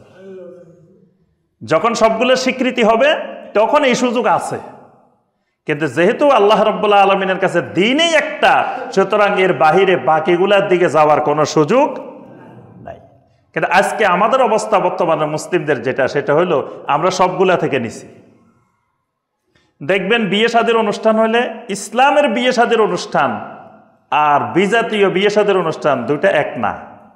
তা আমরা কি করি? ইসলাম থেকে নিছি, আমরা একজন কাজী সাহেব আনবো, ইমাম সাহেবকে আনবো, এনে ইজাব কবুল করাইবো, মোহর একটা নির্ধারণ করব, এরকম কিছু জিনিস ইসলাম থেকে নিছি। আবার কিছু জিনিস গায়ে হলুদের নামে যে অশ্লীলতার অনুষ্ঠান, এটা আরেক জায়গা থেকে নিছি, 2 নম্বরটা থেকে নিছি। যৌতুক নিতে হবে, এটা 3 নম্বরটা থেকে নিছি। মেয়ের বাবার বাড়িতে 1000 মানুষ খাওয়াইতে হবে, 4 নম্বরটা থেকে নিছি। এইভাবে সবগুলা থেকে নিয়ে তারপর আমরা বিয়ের অনুষ্ঠানটা সম্পন্ন করতেছি। যদি এক্ষেত্রে আমার ঈমান হয়তো যে ইসলামের বাহিরের থেকে তো নামার আমার কোনো সুযোগ নাই, কারণ জমিনে একমাত্র দ্বীন হলো ইসলাম, তাহলে আমার বিয়ে শাদীর অনুষ্ঠানটা 100 ভাগ সাহাবাই কেরামের যেমনে হয়েছে আমারটাও তেমনি হইতো। কারণ জমিনে 100% ইসলামের অনুসারী সাহাবাই কেরাম, তারা বিয়ে করছে না, তাদের ছেলে মেয়ে হয়েছে না, তারা যেমনি বিয়ে করছে আমার বিয়েটা হওয়ার কথা ছিল সেই রকম, কিন্তু আমারটা সেভাবে হচ্ছে না। কারণ আমার ইমান আর ওই সাহাবাই কেরামের ইমানে তফাৎ আছে। সাহাবাই কেরামের ইমান ছিল যে এর বাহিরে যাওয়ার কোনো সুযোগ নাই, আমার ইমান হলো না আমারটা সর্বশ্রেষ্ঠ, ঠিক আছে, তা আরো তো কতগুলো আছে, সব জায়গা থেকে কিছু কিছু নিই, বাস সব জায়গা থেকে নিয়ে নিয়ে শুধু বিয়ে না, যত রকমের কার্যক্রম আছে আমাদের সামাজিক অর্থনৈতিক, দেখেন মুসলমান আবার সুদও খায়। তো মুসলিমের যদি দিন হয়তো একমাত্র ইসলাম, তাহলে তার অর্থনীতির সাথে সুদের কোনো সম্পর্ক থাকার সম্ভাবনা, কিন্তু সে মনে করতেছে পৃথিবীতে সুদের আমদানিকারক, সুদের বহুল প্রচলন করছে ইহুদিরা। যুগে যুগে আপনার সারা জীবন ইহুদিরাই সুদের ব্যবসা করতো, সুদের মূল কারিগর ইহুদিরা। তো দেখেন একজন মুসলিম তিনি ইসলামের সাথেও আছে, আবার ইহুদিদের থেকে তিনি সুদের কার্যক্রম চালাইতেছে। উনি মনে করতেছে আমারটা 1 নম্বর ঠিক আছে, এটা 2 নম্বরটা থেকে নিলাম, আরেকটা 3 নম্বরটা থেকে নিলাম, অসুবিধা কি? এইভাবে নিয়ে আমরা দেখা গেছে লেনদেনের ক্ষেত্রে অসংখ্য বিজাতীয় জিনিস দাঁড় করতেছি, প্রত্যেকটা ক্ষেত্রে এইভাবে দাঁড় করে করে নিয়ে আসছি। এটার মূল কারণ আমাদের এই জায়গায় ইমানের গন্ডগোল। মূল পয়েন্টে গন্ডগোল হইলে সব জায়গায় গন্ডগোল হবে। বিদ্যুতের মূল জায়গা যেখান থেকে বিদ্যুৎ সাপ্লাই দেয়, সেখানে বন্ধ করে দিলে আমাদের মসজিদ, এই এলাকা, হোসেনপুর সব বন্ধ হয়ে যাবে। তো মূল জায়গায় যদি ইমানের মধ্যে যদি গন্ডগোল দেখা দেয়, তা আপনার সব জায়গায় গন্ডগোল দেখা দিবে, কারণ আপনার রোগটা সব জায়গায় ছড়াই পড়বে। মূল সমস্যা কিন্তু আপনার ওই আমলে না, মূল সমস্যা আপনার ইমানের মধ্যে। এই জন্য খেয়াল করতে হবে যে আল্লাহর জমিনে আমি যেই দিন, যে ইসলাম গ্রহণ করেছে, এটা একমাত্র দিন, এর বিকল্প আর নাই। আরেকটা মাসালা ওয়ালা বারার মাসালা এর সাথে জড়িত। ওয়ালা বারার সাথে ইমান আছে, ওয়ালা বারার সাথে ইমানের সম্পর্ক। কিন্তু দেখবেন মুসলিমেরা ওয়ালা বারা বোঝে না, কারণ লা ইলাহা ইল্লাল্লাহ লেখাপড়া নাই। লা ইলাহা ইল্লাল্লাহ তো লেখাপড়া করতে হবে, এটাই তো জানা না। ওয়ালা বারা মানে আমার সাথে জমিনে কার কার সাথে বন্ধুত্ব হবে আর কার কার সাথে আমার সাথে বন্ধুত্ব হবে না, এটা জানতে হবে। এটা ইমানের অংশ। নবী সাল্লাল্লাহু আলাইহি ওয়াসাল্লাম এটাকে বলছেন খালি ইমানের অংশ না, এটা আওসাকু উরাল ইমান, ইমানের সবচাইতে মজবুত শক্তিশালী শাখা। আল মুআলাতু ফিল্লাহ ওয়াল মুআদাতু ফিল্লাহ, যে আমার সাথে মুআলাত হবে, বন্ধুত্ব হবে কার সাথে, আর আমার সাথে শত্রুতা হবে বা অপছন্দ হবে বা সম্পর্কহীন হবে কার সাথে। দেখা গেছে যার সাথে আমার সাথে সম্পর্ক হওয়ার কথা না, তার সাথে সম্পর্ক করে বসে রয়েছি, যার সাথে সম্পর্ক হওয়ার কথা তার সাথে আমার দুশ্মনী। আমি দুটা উদাহরণ দিই তাহলে বুঝবেন। মসজিদের যিনি সুদ খায়, যিনি সুদখোর, যিনি মদখোর, যিনি জেনাখোর, তার সাথে ইমাম সাহেবের সম্পর্কটা কি বন্ধুত্ব হবে নাকি বন্ধুত্ব হবে না? হবে না। আচ্ছা, মসজিদে যে লোকটা নিয়মিত সালাত আদায় করে, 5 ওয়াক্ত জামাতের সাথে সালাত আদায় করে, কিন্তু লোকটা একটা ভুল করে ফেলছে, মানে ইমাম সাহেবের দৃষ্টিতে তিনি ভুল করে ফেলছে। কি ভুল করে ফেলছে? লোকটা আমিনটা একটু জোরে বলে ফেলছে। তাহলে এখন ইমাম সাহেবের সাথে বন্ধুত্ব হবে যে লোকটা 5 ওয়াক্ত জামাতে সালাত আদায় করে, কিন্তু লোকটার একটা ভুল তার দৃষ্টিতে, যে লোকটা কি করছে? আমিনটা একটু সশব্দে বলে ফেলছে। এই একটা ভুলের কারণে তার সাথে তার শত্রুতা শুরু হয়ে গেছে, তাকে মসজিদ থেকে বের করে দিচ্ছে, গালাগালি করতেছে, খারাপ কথা বলতেছে, বের করে দিচ্ছে। অথচ তার সাথে হওয়ার কথা ছিল ইমাম সাহেবের সবচাইতে গভীর সম্পর্ক। আরেকটা সুদখোর, ঘুষখোর, জেনাখোর, বিড়িখোর, সিগারেটখোর, তার সাথে ইমাম সাহেবের সম্পর্ক ওই রকম হওয়ার কথা, কিন্তু সে ওই লোকটাকে মসজিদ থেকে বের করার জন্য, সুন্নাহর অনুসারীকে বের করার জন্য সে তাদের সাথে হাত মিলাইতেছে, তাদের সাথে বন্ধুত্ব করতেছে। তাহলে সে ওয়ালা বারার মাসআলা বুঝে নাই, ওয়ালা বারার সাথে যে ইমানের সম্পর্ক সেটা বুঝে নাই। একজন লোককে আপনি ওয়াজ করলেন যে ভাই শুনেন, এই সুদ খাওয়া হারাম, এই বেপরদা চলা হারাম, এটা হারাম, খবরদার হারাম, এগুলো করিয়েন না, এগুলো ছেড়ে দেন। দেখবেন যে লোকটা আপনাকে খারাপ কিছু বলবে না, বলবে যে দোয়া করেন ভাই, দোয়া করেন, ছাড়ি দিব ভাই, একটু দোয়া করেন, এই ভাই নামাজ পড়েন, নামাজ পড়াটা দরকার, দেখবেন যে কবে যে হ্যাঁ ভাই দোয়া করেন ইনশাআল্লাহ পড়বো, আপনাকে খারাপ বলবে না এবং মানুষের কাছে যায় প্রশংসা করবে যে ও মুখ ভাইটা কিন্তু খুব ভালো মানুষ, আমারা সবসময় নসিহত করে যে গুনাহ ছাড়ি দাও, সুদ ছাড়ি দাও, নামাজ পড়ো, দাড়ি রাখি দাও, আপনার প্রশংসা করবে পিছনে যাই। কিন্তু যখন আপনি তাকে বলবেন যে ভাই আপনি যে এই মিলাদের নামে এই কাজটা করতেছেন, যেটার সাথে মিলাদের কোনো সম্পর্কই নেই, আপনি কিছু কবিতা, কিছু গান, কিছু জিনিস মিলাই এটার নাম দিচ্ছেন মিলাদ, এটা শরীয়তের দৃষ্টিতে বেদাত, বেদাতটা একটু ছাড়ি দেন, বাস খালি এটা নসিহত করছেন। এইটা নসিহত করার সাথে সাথে আপনি হয়ে যাবেন ইহুদির দালাল, আপনি হয়ে যাবেন খ্রিস্টানের দালাল, আপনি হয়ে যাবেন কাফের, আপনি হয়ে যাবেন মুশরিক, আপনি হয়ে যাবেন জাহেল, আপনি হয়ে যাবেন গাদা। কি নসিহত করছেন? খালি একটা বেদাত ছাড়ার কথা বলছেন। আপনি 50টা কবিরা গুনাহ ছাড়ার কথা বলেন, আপনি ইহুদির দালালও হবেন না, খ্রিস্টানের দালালও হবেন না, আপনি কাফের মুশরিক কিছু হবেন না, আপনি আল্লাহর ওলি হইবেন। কবে যে লোকটা খুবই ভালো মানুষ, খুবই আল্লাহওয়ালা, দেখো আমাদেরকে খালি বলে এটা ছাড়ো, এটা ছাড়ো, এটা ছাড়ো, আপনি খুব ভালো মানুষ। কিন্তু একটা বেদাত ছাড়তে বলছেন, সাথে সাথে আপনি হয়ে গেছেন কি ইহুদির দালাল, খ্রিস্টানের দালাল, সব হয়ে গেছেন। তাহলে এটা হওয়ার কারণ কি? লোকটা তার প্রকৃত বন্ধুকে এটা চিনতে পারে না, সে ওয়ালা বারার মাসআলা জানা না, ওয়ালা বারার লেখাপড়া নাই, ওয়ালা বারা সম্পর্কে তার কোনো জ্ঞান নেই। এই ওয়ালা এবং বারা এটা ইসলামের গুরুত্বপূর্ণ জিনিস, এটা ঈমানের গুরুত্বপূর্ণ অংশ।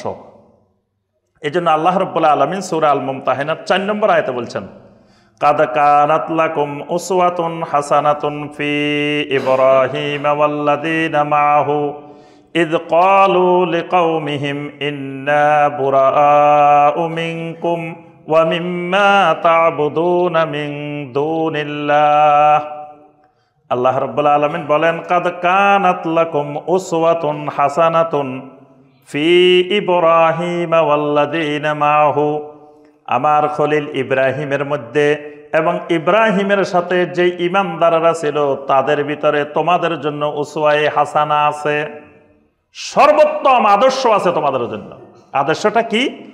ইয ক্বালু লিকাওমিহিম, যখন তারা তাদের কাওমকে ডেকে বলল, তাদের বাবাকে ডেকে বলল, তাদের ভাইকে ডেকে বলল, তাদের ছেলেকে ডেকে বলল, তাদের আত্মীয় স্বজনকে ডেকে বলল, ইন্না বুরাআউ মিনকুম, ও আমার আব্বা, ও আমার ভাই, ও আমার ছেলে, ও আমার জাতির লোকেরা, আত্মীয় স্বজনেরা, যেহেতু তোমাদের ঈমান, তোমাদের আকীদার সাথে আমাদের আকীদার মিল নাই, তোমরা শিরিক ছাড়তে পারো নাই, তাওহীদে আসতে পারো নাই, ইন্না বুরাউ মিনকুম, আজকে থেকে তোমাদের সাথে চিরজীবনের জন্য আমরা সম্পর্ক বিচ্ছিন্ন করে দিলাম। ওয়া মিম্মা তা'বুদুনা মিন দুনিল্লাহ, শুধু তোমাদের সাথে সম্পর্ক বিচ্ছিন্ন করলাম না, তোমরা যে বাতিল মাবুদের ইবাদত করো ওই বাতিল মাবুদগুলোর সাথেও সম্পর্ক ছিন্ন করে দিলাম। এটার নাম বারা, এটার নাম বারা। কার কার সাথে সম্পর্ক ছিন্ন করতে হবে সেটা আমরা জানি না। এই জন্য দেখা যায় যার সাথে আমার সম্পর্ক গভীর করার দরকার ছিল তার সাথে আমি শত্রুতা করে বেড়াইতেছি, আর যার সাথে আমার সম্পর্ক ছিন্ন করার কথা ছিল, যার থেকে দূরত্ব বজায় রাখার কথা ছিল, তার সাথে বন্ধুত্ব করে বসে আছে। সমাজে কয়েক ধরনের মানুষ পাইবেন। এক ধরনের মানুষ পাইবেন, এগুলা হইল আপনার বিষের মতো। কিসের মতো? বিষ, বিষের মতো। এগুলার সাথে মিশলে বিষ খাওয়ার মতো, আপনি সাথে সাথে মরে যাবেন, মানে আপনার ঈমান নষ্ট হয়ে যাবে। এগুলা থেকে দূরে থাকা আপনার জন্য ফরজ। কিছু মানুষ পাইবেন সংক্রামক ব্যাধির মতো, এগুলোর সাথে মিশলে এগুলোর রোগ আপনার মধ্যে চলে আসবে। এগুলো থেকে আপনি যথাসম্ভব দূরত্ব বজায় রাখবেন। কিছু মানুষ পাইবেন এগুলো হলো খাবারের মতো, মানে খাবার যেমন নিয়মিত খাওয়া লাগে এই মানুষগুলোর সাথে নিয়মিত সম্পর্ক রাখতে হবে, না হয় আপনার ঈমান সুস্থ থাকবে না। কিছু মানুষ পাইবেন ওষুধের মতো, এগুলোর সাথে মাঝে মাঝে সম্পর্ক রাখতে হবে, মাঝে মাঝে ছেড়ে দিতে। ওষুধের আবার বন্ধু বানায় নেওয়া যাবে না। মনে করি না যে ওষুধ পাইছি, অনেকে কিন্তু ওষুধ বাদে থাকতে পারে না, ওষুধ খাইতে খাইতে কিছুদিন অভ্যাস হয়ে গেছে। এবার যে ডাক্তার ওষুধ কম দেয় ডাক্তার এটা দেখতে পারে না, কয় রে কি ডাক্তার ওষুধ দিছে কম, ওষুধ বেশি দিলে খুশি, কারণ ওষুধ খাইতে খাইতে তার ওষুধের অভ্যাস হয়ে গেছে। এই জন্য কিছু মানুষ আছে সমাজে ওষুধের মতো, এদের সাথে মাঝে মাঝে সম্পর্ক রাখতে হবে, মাঝে মাঝে সম্পর্ক ছাড়তে হবে। 4 রকমের মানুষ পাবেন আপনার চারপাশে, এটা খেয়াল রাখতে হবে। এক রকমের পাইবেন বিষের মতো, এক রকমের পাইবেন সংক্রামক ব্যাধির মতো, এক রকমের পাইবেন খাবারের মতো, এক রকমের পাইবেন ওষুধের মতো। এটা ইমাম ইবনুল কাইয়িম রাহমাহুল্লাহ বলছেন, এটা আমার কথা না। ইমাম ইবনুল কাইয়িম রাহমাহুল্লাহ কোরআন সুন্নাহ গবেষণা করে বলছেন পৃথিবীতে 4 রকমের মানুষ আপনার আশেপাশে পাইবেন। এই 4 রকমের মানুষের সাথে আপনার 4 রকমের সম্পর্ক রাখতে হবে। এটার নাম শরীয়তের দৃষ্টিতে ওয়ালা বারা।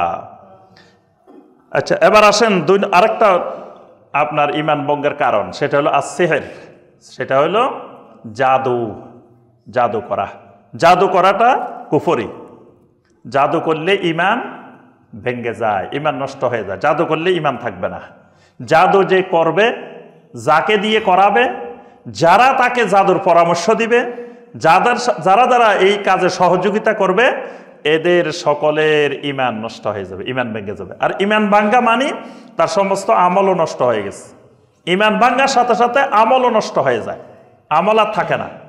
ইমানও শেষ মানে আমও শেষ, সালাও শেষ, দুইটা একসাথে যায়। ইমান গেছে আবার আমল রয়ে গেছে, এরকম না।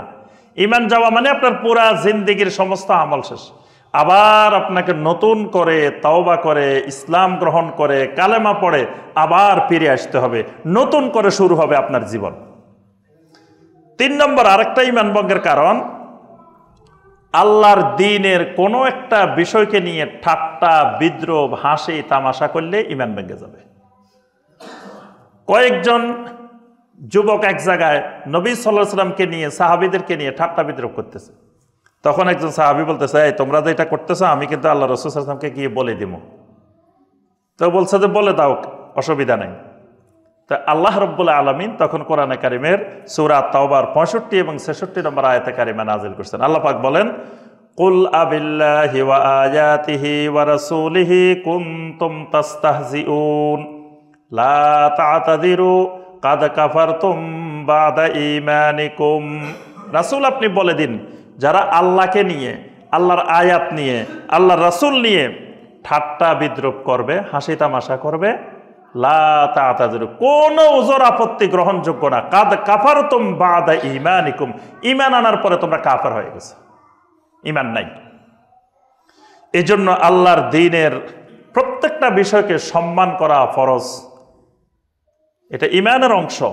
যেমন মসজিদ, আল্লাহর ঘর, এটা আল্লাহর শাআয়ের, আল্লাহর ঘরকে সম্মান করা ফরজ।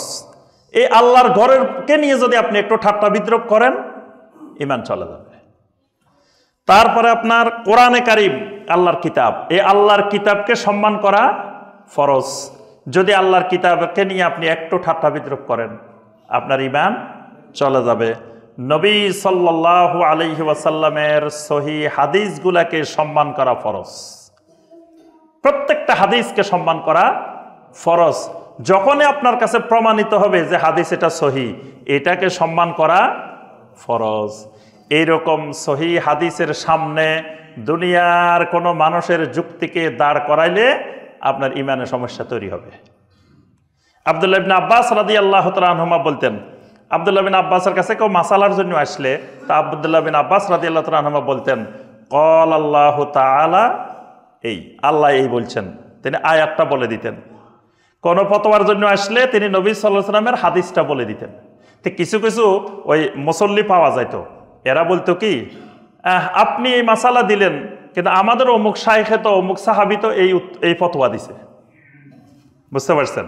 মানে ইবনে আব্বাস কোনো ফতোয়া দিতেন না, তার কাছে কেউ ফতোয়ার জন্য আসলে তিনি শুধু আল্লাহর আয়াতটা শুনাই দিতেন, নবী সাল্লাল্লাহু আলাইহি ওয়াসাল্লামের হাদিসটা শুনাই দিতেন। তো এখন দেখা গেল হাদিসটা শুনাই দেওয়ার পরে ওই আরেকজন সাহাবী যে একটা ফতোয়া দিছে তার সাথে মিলে নাই। তো বলে যে আপনি বললেন এটা, তো আমাদের অমুক শায়েখ বা অমুক মুফতি সাহেব, অমুক ইমাম সাহেব, উনি তো বলছে এটা। তখন আব্দুল্লাহ বিন আব্বাস রাদিয়াল্লাহু তাআলা আনহুমা বলতেন, ইউশিকু আন তানসিলা আলাইকুম হিজারাতাম মিনাস সামা, আমার আশঙ্কা হচ্ছে তোমাদের উপরে আকাশ থেকে পাথরের বৃষ্টি, আল্লাহর গজব নাজিল হইব। কারণ কি?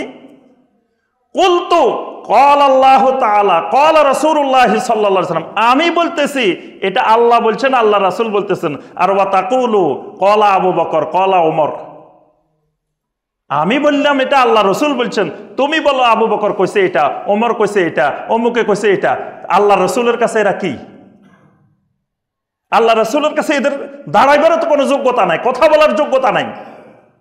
আর তুমি বলতেছো এটা, তাই তোমার উপর আল্লাহর গজব নাজিল হইব, আকাশ থেকে পাথরের বৃষ্টি নাজিল হওয়ার আমি আশঙ্কা করতেছি। দেখবেন আমাদের সমাজের অবস্থা কিন্তু এরকম। আপনি বলবেন ক্বালা রাসূলুল্লাহ সাল্লাল্লাহু আলাইহি ওয়াসাল্লাম, এটা আল্লাহ রসুল বলছেন। সে বলবে যে ফি মাযহাবিনা লা ইয়াজুজ, না এটা আমাদের মাযহাবে নাই। তা আল্লাহ রসুল বললে তোমার মাযহাবে থাকার না থাকার কে? তোমার ইমামকে আল্লাহ রসুল হচ্ছে বড়। আল্লাহ রসুল সাল্লাল্লাহু আলাইহি ওয়াসাল্লামের কোনো কথা বিশুদ্ধভাবে প্রমাণিত হইলে, সহিহ বলে প্রমাণিত হইলে, দুনিয়ার কোনো ইমানদারের এখতিয়ার নাই রাসূলের হাদিসের সামনে কাউকে এনে দাঁড় করাই দিবে। নবী সাল্লাল্লাহু আলাইহি ওয়াসাল্লাম বলছেন, এটা যদি বিশুদ্ধভাবে প্রমাণিত হয়, এমন কোন ইমাম, এমন কোন আলেম, এমন কোন সাহাবী, এমন কোন তাবি জমিনে নাই যাকে আপনি ওই হাদিসের সামনে আনি দাঁড় করাই দিবেন। যদি দাঁড় করান, বুঝতে হবে আপনার ইমানের সমস্যা তৈরি হচ্ছে। নবী সাল্লাল্লাহু আলাইহি ওয়াসাল্লামের কোন সুন্নত নিয়ে ঠাট্টা বিদ্রূপ করা যাবে না, ইমান চলে যাবে। আপনার কাছে ভালো লাগতেছে না, আপনি আমল করিয়েন না, কিন্তু আপনার ওই আমলটা নিয়ে ঠাট্টা করার অধিকার ইসলাম আপনাকে দেয় নাই। অনেকগুলো ইখতিলাফি মাসআলা আছে শরীয়তে, অনেকগুলো ইখতিলাফি মাসআলা। এই ইখতিলাফ সাহাবীদের মধ্যেও ছিল, তাবেঈনদের মধ্যেও ছিল, তাবেঈনদের এই 1400 বছরে ইখতিলাফ এগুলো কিন্তু ছিল। কিন্তু ইখতিলাফ এগুলোর কারণে এক মুসলিম আরেক মুসলিমকে কখনো ঠাট্টা বিদ্রূপ হাসি তামাশা করেন নাই। বুঝতে পারছেন? আমরা যে ইমামদের নাম শুনি, ইমাম আবু হানিফা রহমতুল্লাহ আলাইহি, ইমাম শাফি রহমতুল্লাহ আলাইহি, ইমাম মালিক রহমতুল্লাহ আলাইহি, ইমাম আহমদ বিন হাম্বল রহমতুল্লাহ, নাম এগুলো সবাই তো জানেন। এই ইমামদের মধ্যে মাসালা এগুলো নিয়ে ইখতিলাফ ছিল না? ইমাম আবু হানিফা রহমতুল্লাহ আলাইহি হাত বাঁধতেন এক জায়গায়, ইমাম শাফি রহমতুল্লাহ আলাইহি হাত বাঁধতেন আরেক জায়গায়। আচ্ছা, এখন বলেন, ইমাম শাফি রহমতুল্লাহ আলাইহি কোনোদিন বলছে যে ইমাম আবু হানিফার নামাজ মহিলাদের নামাজ, লেডিস মার্কা নামাজ? বা ইমাম আবু হানিফা রহমতুল্লাহ আলাইহি কোনোদিন বলছে যে ইমাম শাফি যেমন নামাজ পড়ে, অমুকে যেমন নামাজ পড়ে, এটা লেডিস মার্কা নামাজ? কি বলছে? এটা বলে নাই। কিন্তু আজকের জামানায় মুফতি নামের কিছু ব্যক্তি খুঁজে পাওয়া যায় যারা এই মাসআলাগুলো নিয়ে ঠাট্টা বিদ্রূপ করে, হাসি তামাশা করে। তাহলে ইমাম আবু হানিফা রহমতুল্লাহ আলাইহি, ইমাম শাফি রহমতুল্লাহ আলাইহি, ইমাম মালিক রহমতুল্লাহ আলাইহি বা ওই জামানার ইমামদের সামনে আমরা কিছুই না, আমাদের এলেম তাদের এলেমের কাছে কিছুই না। তো তাদের মতো ব্যক্তিরা এই মাসআলাগুলো নিয়ে ইখতিলাফ করছেন। একজন একভাবে, কেউ বুকের উপরে হাত বাঁধছেন, কেউ আরো নিচে হাত বাঁধছেন, কেউ আপনার রাফলিয়াদান করছেন, কেউ করেন নাই। ইখতিলাফ এগুলো ছিল না? কিন্তু ইখতিলাফ এগুলোর কারণে কেউ কাউকে ঠাট্টা বিদ্রূপ করেন নাই, হাসি তামাশা করেন নাই। কারণ এই ইখতিলাফগুলোর মূল ভিত্তি নবী সাল্লাল্লাহু আলাইহি ওয়াসাল্লামের হাদিস। যিনি নাভির নিচে হাত বাঁধছেন উনিও হাদিসের কারণে বাঁধছেন, উনি কিন্তু নিজের মন গড়া নাভির নিচে বাঁধেন নাই। যদিও হাদিস সহিহ আর দঈফ নিয়ে প্রশ্ন, কিন্তু ওটা তো হাদিস দ্বারাই মাসআলা। যিনি বুকের উপরে বাঁধছেন এটাও হাদিস দ্বারা মাসআলা। যিনি রাফলিয়াদান করছেন এটাও হাদিস দ্বারা মাসআলা, রাসূলের হাদিস দ্বারা। যিনি রাফলিয়াদান করেন নাই তিনিও হাদিস দ্বারাই মাসআলা। তাহলে এই মাসালাগুলোর সবগুলোর মূল ভিত্তি কিন্তু হাদিসের উপরে। এখন এই হাদিসের উপরে ভিত্তির কারণে আপনি কি করতে পারেন, যেটা সবচাইতে বেশি সর্বাধিক সহিহ হাদিস বা যেটা জমহুর অধিকাংশ আহলুল ইলমের মত, সেটা আপনি আমল করতে পারেন। কিন্তু তাই বলে আরেকজন ইমাম আহলুল ইলম যেটা বলছেন সেটা নিয়ে হাসি তামাশা ঠাট্টা বিদ্রূপ করার অধিকার নেই। ওই হাসি তামাশা করা মানে আপনি আল্লাহ রসুলের হাদিস নিয়ে ঠাট্টা বিদ্রূপ করলেন, আপনার ইমান চলে যাবে। যত বড় মুফতি হন, হয়তো আপনি গলার ঠেলায় গায়ের জোরে এখন আপনি বিরাট আল্লামা, বিরাট মুফতি মনে করতেছেন যে দুনিয়া সবার ইমান গেলে আমার যায় নাকি, এটা আপনার গায়ের জোরে মনে হইতে পারে, কিন্তু আল্লাহ রাব্বুল আলামিনের কাছে আপনি কিছুই না, আপনি ন্যূনতম কিছুই না। তো সুতরাং এই আল্লাহর বিধান নিয়ে বা নবী সাল্লাল্লাহু আলাইহি ওয়াসাল্লামের সুন্নাহ নিয়ে, হাদিস নিয়ে একটু যদি আপনি ঠাট্টা বিদ্রূপ করেন, ইমান ভেঙে যাবে। এজন্য নবী সাল্লাল্লাহু আলাইহি ওয়াসাল্লামের সহিহ হাদিস যদি আমাদের সামনে কেউ বলে, তখন ঠাট্টা বিদ্রূপ করার অধিকার কারো নাই। মনে রাখতে হবে, আল্লাহর দিনের কোনো জিনিস নিয়ে ঠাট্টা বিদ্রূপ করা যাবে না। বাকিগুলো আমি শুধু পয়েন্টগুলো বলেই শেষ করব। 4 নম্বরে যেটা ঈমান ভাঙে সেটা হলো আল্লাহ এবং বান্দার মাঝখানে কোনো একজন মধ্যস্থতাকারীকে দাঁড় করাই দেওয়া, যার কাছে দোয়া করে, যার কাছে শাফাআত কামনা করে, যার উপরে তাওয়াক্কুল করে, এরকম করলে ঈমান ভেঙে যায়। 5 নম্বর, মুশরিককে মুশরিক মনে না করা, কাফেরকে কাফের মনে না করা, কাফেরদের মাযহাবকে দ্বীনকে বিশুদ্ধ মনে করা। সব ধর্মের লোক ঠিক আছে, সবগুলো আল্লাহর, যে কোনো একটা পালন করলেই হয়, এরকম মত পোষণ করলে ঈমান চলে যাবে, ঈমান ভেঙে যাবে। সুতরাং মুশরিককে অপছন্দ করা মানে কি? মুশরিকের কোনো কৃষ্টি কালচার আমি পছন্দ করা যাবে না। আমার ভিতরে বিজাতীয় মুশরিকদের কোনো কালচার কিছু আসবে না, কারণ আমি কাফেরকে কাফের মনে করি, মুশরিককে মুশরিক মনে করি।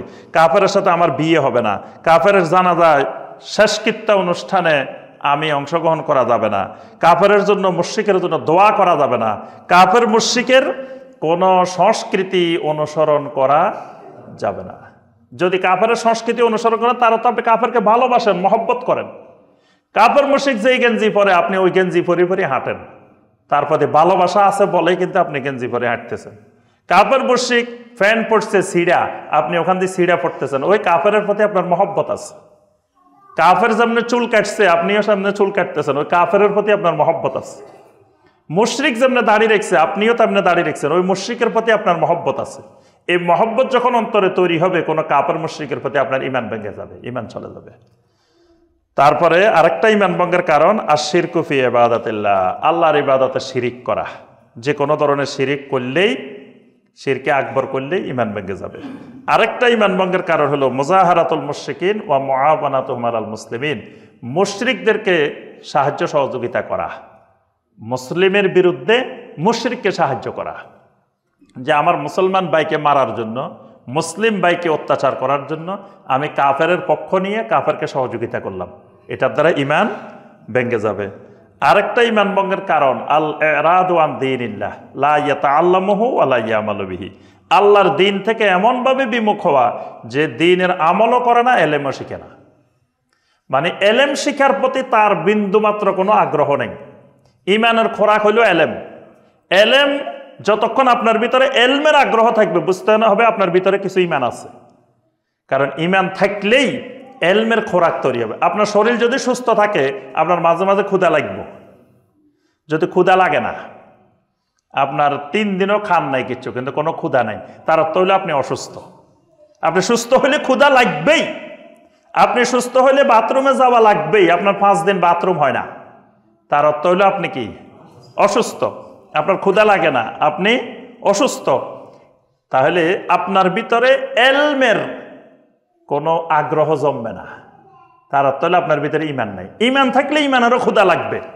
তো ঈমানের ক্ষুধা হলো এলেম, ঈমানের ক্ষুধা এলেম। এলেম ছাড়া আপনি ঈমানও আনতে পারবেন না, আমলও করতে পারবেন না। এখন আপনার এলেম শিখার কোনো আগ্রহ নাই। শুক্রবারে জুমার খুতবায় কিছু এলেম শেখা যায়, আপনি সেই এলমের প্রতিও কোনো আগ্রহ নাই। নামাজে আসবেন একেবারে শেষ মুহূর্তে, যখন একামত দিবে লাস্টের মুহূর্তে আসবেন, এলমের প্রতি কোনো আগ্রহ আপনার নাই। তারপরে দ্বীনি মাজলিস, দ্বীনি হালাকা, দ্বীনি যেখানে আলোচনা হচ্ছে কোরআন সুন্নাহর, সেখানে বসার আপনার মধ্যে কোনো আগ্রহ নেই। বা দ্বীনি কোনো কিতাবাদি বই পুস্তক পড়ার কোনো আগ্রহ নেই, কোরআন পড়ার আগ্রহ নেই, কোরআন জানার আগ্রহ নেই, হাদিস জানার আগ্রহ নেই। বুঝতে হবে আপনার ঈমান ভেঙে গেছে, ঈমান নাই। ঈমান ভঙ্গের আরেকটা কারণ, কোনো ব্যক্তিকে যদি মনে করা হয় তিনি শরীয়তের আওতামুক্ত, ঈমান ভেঙে যাবে। কিয়ামত পর্যন্ত যত মানুষ পৃথিবীতে আসবেন, আল্লাহর নবী আসলেও তিনি মুহাম্মদুর রাসূলুল্লাহ সাল্লাল্লাহু আলাইহি সাল্লামের শরীয়ত মানতে বাধ্য। ঈসা আলাইহিস সালাম আসবেন না, তিনি নবী সাল্লাল্লাহু আলাইহি সাল্লামের শরীয়ত মেনেই দুনিয়াতে জীবনযাপন করবেন। তিনি নতুন কোনো শরীয়ত নিয়ে পৃথিবীতে আসবেন না।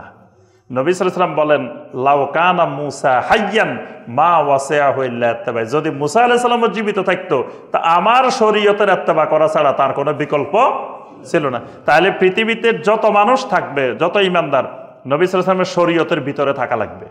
এন্ড কেউ যদি বলে যে না আমি এখন শরীয়তের মধ্যে নাই, আমি এখন মারেফতে আছি, আমি এখন তরিকতে আছি, আমি এখন হাকিকতে আছি, তোমরা আছো শরীয়তের মধ্যে, তোমরা শরীয়ত লই আছো, এই জন্য তোমাদের নামাজ পড়া লাগে, আমার নামাজ পড়া লাগে না, কারণ আমি তো এখন শরীয়তে নাই, তোমরা শরীয়তের মধ্যে আছো। তার ইমান ভেঙে গেছে, সে মুসলিম নাই, তার ইমান চলে গেছে। কারণ আল্লাহ পাক স্পষ্ট করে বলেছেন, ওয়াবুদ রাব্বাকা হাত্তা ইয়াতিয়াকাল ইয়াকিন, মৃত্যু আসা পর্যন্ত তুমি তোমার রবের ইবাদত করো, মৃত্যুর আগ পর্যন্ত। মৃত্যুর আগে আপনি অবসরে যাওয়ার কোনো সুযোগ নেই। মৃত্যু হয়েছে, এবার আপনি চিরজীবনের জন্য অবসর, এবার খালি ঘুমান, আর কাজকর্ম করা লাগবে না। কিন্তু মৃত্যুর আগ পর্যন্ত আপনি ইবাদত থেকে, শরীয়ত থেকে মুক্ত হওয়ার কোনো অধিকার, যদি কেউ মনে করে সে শরীয়ত থেকে মুক্ত, তার এখন আর শরীয়ত লাগে না, সে ল্যাংটা হয়ে থাকলেও কোনো অসুবিধা নাই। বাংলাদেশে কিন্তু ল্যাংটা বাবা অলি হয়, তার অর্থ হইলো তারা মনে করে যে এই লোকের আর কাপড় চোপড় পরা লাগে না, ল্যাংটা থাকলে কোনো অসুবিধা নেই, তার ইমান চলে গেছে। যারা তাকে অলি মনে করবে তারও ইমান ভেঙে গেছে। তারপরে এই লোকের কোনো সুন্নত লাগে না, নোক একটা 1 ইঞ্চি লম্বা, চুল দাড়ি কতগুলো জট বান্ধি রয়েছে, তারপর কাপড়ে ময়লা, দুর্গন্ধ বের হচ্ছে, মানুষ কয় এটা আল্লাহর অলি। যারা বলবে আল্লাহর অলি তাদেরও ইমান ভেঙে গেছে। কারণ আল্লাহর অলি শরীয়ত, নবী সাল্লাল্লাহু আলাইহি ওয়াসাল্লামের শরীয়তের বাহিরে গিয়ে কোনো মানুষের পক্ষে অলি হওয়া কখনো সম্ভব না। যদি মনে করে সম্ভব, তার ইমান চলে যাবে, ইমান ভঙ্গের কারণ। আর সর্বশেষ যেটা বলে আমরা শেষ করবো, সেটা হলো নবী সাল্লাল্লাহু আলাইহি ওয়াসাল্লামের সুন্নতের চাইতে, আদর্শের চাইতে আর কারো আদর্শকে উত্তম মনে করা, শ্রেষ্ঠ মনে করা, ভালো মনে করা, কল্যাণকর মনে করা, উপকারী মনে করা ইমান ভঙ্গের কারণ। কিয়ামত পর্যন্ত নবী সাল্লাল্লাহু আলাইহি ওয়াসাল্লামের সুন্নতের চাইতে উত্তম কোনো আদর্শ জমিনে নাই। যদি কেউ বলে আল্লাহ রসুলের আদর্শের কথা বাদ দিয়ে অমুকের আদর্শ, তমুকের আদর্শ, অমুকের এই তমুকের এই, এটাকে যদি সুন্দর মনে করে, আল্লাহ রসুলের আদর্শের চাইতেও আর কারো আদর্শকে সুন্দর মনে করে, উত্তম মনে করে, কল্যাণকর মনে করে, তার ইমান ভেঙে যাবে।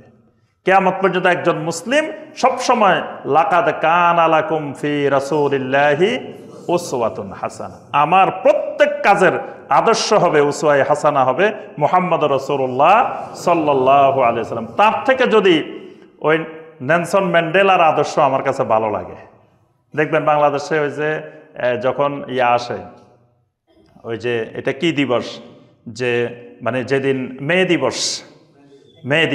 দিবস আসলে আরে মানুষের মুখে ফেনা উঠে যায়, খালি ওই অমুক আন্দোলন করছে, অমুকে সমতার আন্দোলন করছে, ওই আমেরিকার শিকাগো শহরে শ্রমিকেরা আন্দোলন করছে, তারপরে শ্রমিকের অধিকার প্রতিষ্ঠা হয়েছে, তারপরে এখানে সাদা কালোর নেলসন ম্যান্ডেলা আপনার বর্ণবাদ দূর করছে, ওই মাদার তেরেসা এটা করছে, অমুকের এই আদর্শ, এই আদর্শ, এগুলাকে যদি নবী সাল্লাল্লাহু আলাইহি ওয়াসাল্লামের আদর্শের চাইতে ভালো মনে করা হয়, তাহলে ঈমান নেই।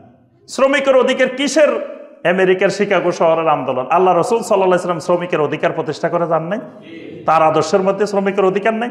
সাদা কালোর ব্যবধান, সে নেলসন ম্যান্ডেলা তো এই যুগের, সে কোন আমলে আল্লাহ রাসূল সাল্লাল্লাহু আলাইহি ওয়াসাল্লাম বিদায় হজের ভাষণে বলে গেছেন, আরবের উপরে আজমের উপরে আরবের কোনো প্রাধান্য নাই, প্রাধান্য হবে তাকওয়ার ভিত্তিতে। যেই মসজিদের ইমাম মুহাম্মদ রাসূলুল্লাহ সাল্লাল্লাহু আলাইহি ওয়াসাল্লাম, সেই মসজিদের মুয়াজ্জিন একজন কালো মানুষ, বেলাল রাদিয়াল্লাহু তাআলা। তিনি শুধু মুখে বলেন নাই, বাস্তবে দেখাই দিয়ে গেছেন যে সাদা, কালো, লাল এইসবের মধ্যে কোনো ভেদাভেদ নাই। ভেদাভেদ হলো তাকওয়া, আল্লাহর কাছে সম্মান মর্যাদা নির্ধারণে তাকওয়ার ভিত্তিতে। গায়ের রং দিয়ে আল্লাহর কাছে কোনো মর্যাদা নির্ধারণ হয় না। তাই আল্লাহ রসুলের সেই কথা কেউ বলে না বলি ওই অমুকে বর্ণবাদ দূর করছে, অমুকে সে করছে। আল্লাহ রসুল সাল্লাল্লাহু আলাইহি ওয়াসাল্লামের আদর্শের চাইতে কারো আদর্শকে উত্তম মনে করলে, শ্রেষ্ঠ মনে করলে ঈমান ভেঙে যাবে। আল্লাহ রাব্বুল আলামিন আমরা যে ঈমানটা এনেছি, এই ঈমানটাকে আল্লাহ পাক মৃত্যু পর্যন্ত বিশুদ্ধভাবে, সহিভাবে ধরে রাখার, ঈমান নিয়ে কবরে যাওয়ার আল্লাহ পাক আমাদেরকে তৌফিক দান করুন। আল্লাহ রাব্বুল আলামিন আমাদের সবাইকে ঈমানের ইলম অর্জন করার তৌফিক দান করুন। আকুলু কাওলি হাদা ওয়া আস্তাগফিরুল্লাহ লি ওয়া লাকুম ফাস্তাগফিরু ইন্নাহু হুয়াত তাওয়াবুর রাহিম।